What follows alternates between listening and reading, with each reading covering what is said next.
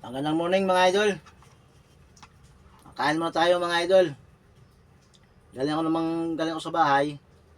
At dala na ako ng kanin. Tsaka 3 itlog. Yung 2 itlog binalatan ko na.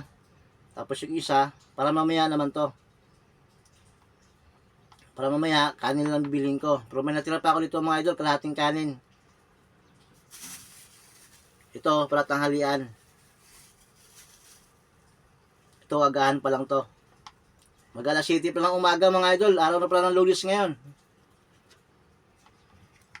Kaya nasa trabaho na tayo ngayong araw na to.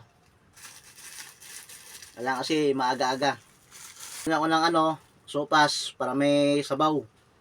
Favorite ko talaga to. Sopas na to. Sa truck na ako kumain.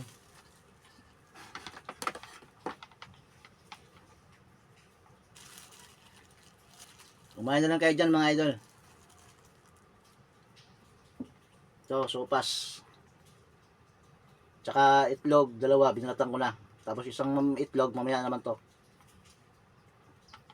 2 lang muna kainin ko mga idol, itlog. Sarap ng sabaw. Sabaw ng sopas. Masarap pagkagawa.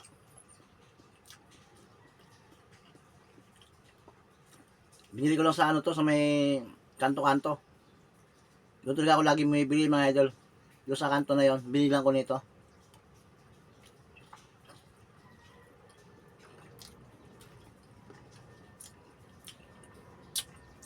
Kalimutan ko na maganda ng asin mga idol. Masarap kasi sa itlog, tapos lagyan mo ng asin konti. Malasahan mo talaga mga idol, sarap eh. Kaya mga idol, dito sa Manila, maulan. Iwan ko lang dyan sa lugar nyo, probinsya, kung maulan pa rin. Sa amin kasi maulan-ulan. Pero wala naman bagyo. Maulan lang. Bumili na rin ako ng ng para mamaya pagkat tag-ulan, sabi si dati kasi nagkakapi lang ako, ngayon di na pwede kasi maano sikmura natin eh. Kaya ito na, beer brand.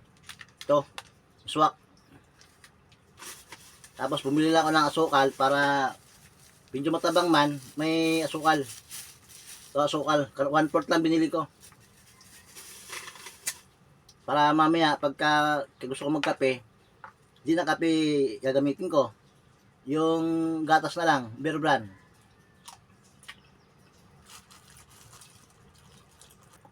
O, paano mga idol?